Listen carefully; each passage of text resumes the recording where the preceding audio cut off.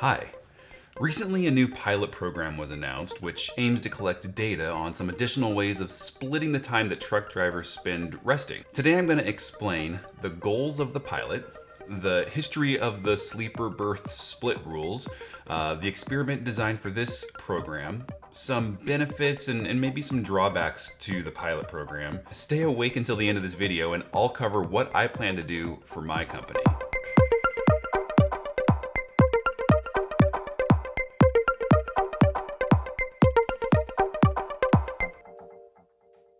What's the goal of this pilot program? It's to collect enough data to answer the question of, does the regulatory relief accommodate scheduling preferences while maximizing productivity and maintaining safety? This question gets to the heart of the role of the FMCSA. They're trying to protect both the carriers from themselves and the motoring public. This regulation is to stop some carriers from forcing drivers to keep moving for 20 hours a day and putting people at risk in the pursuit of higher revenue. The current sleeper berth split rule states, and I'm simplifying here, that a driver needs 10 hours of rest. That rest can be broken up into two periods, either a 3 and a 7-hour period, or a 2 and an 8-hour period. Both of those splits add up to their total required 10 hours. The pilot is to test two additional options: a 4-hour coupled with a 6-hour rest break, or 2 5-hour rest breaks. So is this new? It's about as new as sleeping itself. For some context, let's go back into the trucking time machine. The first hours of service were introduced in 1937. At that time, the required rest time was 8 hours, and yes, those 8 hours could be split into two periods. It wasn't until 26 years later, in the early 1960s, when the split time periods became regulated to 2 4-hour periods. By 1996, deregulation had been at work, changing the industry, and the Interstate Commerce Commission, or the ICC, had been terminated. Now the FMCSA has been formed and had a new mandate: address fatigue-related motor carrier safety issues. They announced that they would be making changes to the hours of service. In 2003, lots of hours of service changes were made, including increasing the rest period to 10 hours. Now, since that time, there were tweaks to hours of service. Various groups had been commenting and launched lawsuits against the agency for either going too far or not far enough. Which brings us to 2013. Remember 2013? What a year. Twerk and selfie were added to the dictionary. Frozen made its theatrical debut. Let it go, let it go. And 9 American newborns were named Cheese. Yes, that's true. And the American Trucking Association, as well as the Minnesota Trucking Association, sent the FMCSA a proposal for a split sleeper berth pilot in 2013. It took 4 more years for the FMCSA to announce their pilot program for a split berth exemption, and then in 2017, it was announced.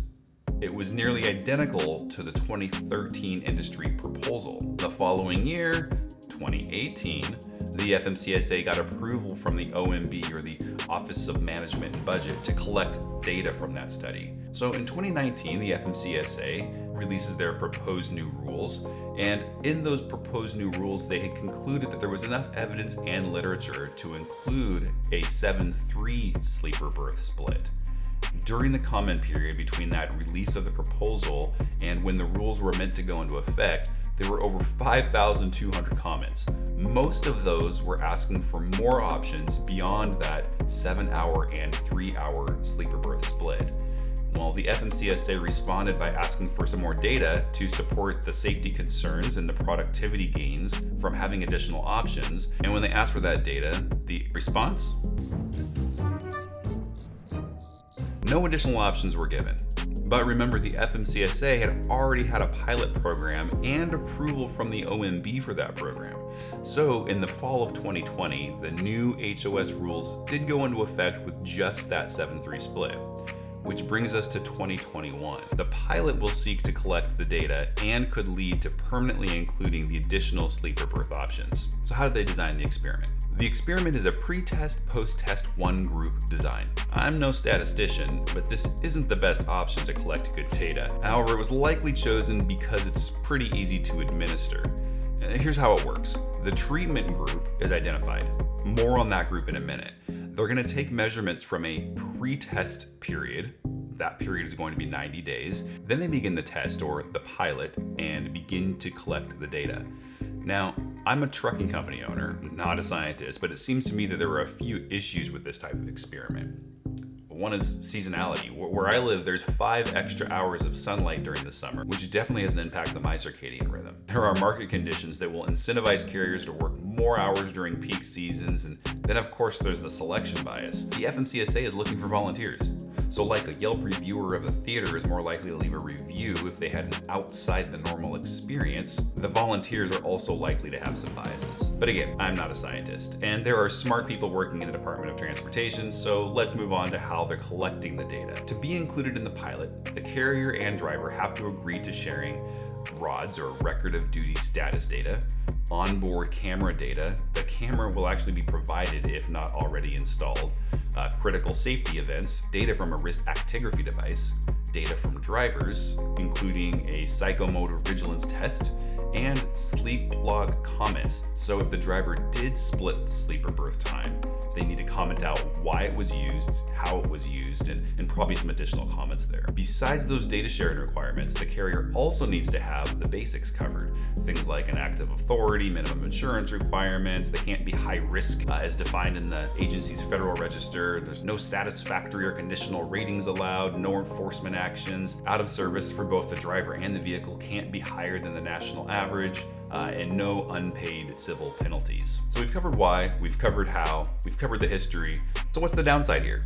There are some carriers that could use the split to have drivers work hours that are more advantageous to their load scheduling versus a driver getting sleep. Carriers, shippers, or receivers might pressure drivers to use the break to cover detention time. Carriers that pay by the mile can extend the working day at the expense of the driver. So what is the industry saying about all this? Whenever I see any groups advocating for or against any regulation, I always try to have a little healthy skepticism. Who are the groups? Where do they get their funding? And do they have an agenda? That said, the ATA has said that they are pleased that the agency is collecting data. Advocates for highway and auto safety oppose the pilot, citing safety concerns. And Brett Sant over at Knight Swift said, "This is patently unfair to the driver. It would expose drivers to driving much later in their workday and would jeopardize highway safety." It is worth noting that Brett Sant is the SVP for Safety and Risk Management at Knight Swift. The groups that I'm watching to see how they respond are the International Brotherhood of Teamsters, Parents Against Tired Truckers, Public Citizen, who has actually had a lot of successful lawsuits against the FMCSA going all the way back into the 90s. The Owner Operator Independent Drivers Association, all are probably going to weigh in on this. So why would you elect to use the provision? There's a few reasons why you might want to use the split sleeper berth provision. Maybe you have really long load or unload times. If you know in advance that you can actually start your sleeper berth time, and then you're pausing your clock while you're being loaded or unloaded. Another reason is maybe you just have non-ideal appointments. Those appointments could have resulted in excess transit, and now you have, maybe 6 hours to go a couple hundred miles. Well, if that happens, you could use the split sleeper berth provision to pause your clock and not waste all that time. Another great reason why you might want to use the split sleeper berth provision is traffic. If you're going through a major metropolitan area during rush hour, it might be nice just to pull over, have a nap, maybe a meal, watch an episode of your favorite show, and then hit the road again once traffic is cleared up. Another reason is just your natural sleep patterns. If you don't sleep 8 hours at night or 10 hours, you might want to actually break your sleep times up into 2 different pieces. And the new split sleeper berth provision gives you some more options to do that. So what am I going to do with this pilot as a fleet owner? Well, at Rollsy, we're constantly running our own tests, and we're using as many variables as possible, including routing, fuel efficiency, environmental impact, driver scheduling preferences, and a lot more. But for this pilot, we're not going to be participating. We're still very new to the industry, and so we'll observe from a distance for this one. I will say our drivers are paid a little bit differently than most. We don't actually pay by the mile, so our drivers are being paid for all of their time. So this really would just benefit the drivers as far as I can tell. We don't have any team drivers, so this pilot could probably be a bigger benefit to carriers that do employ teams. If this was helpful, roll with us on this channel for more industry hot takes, and as always, keep the shiny side up.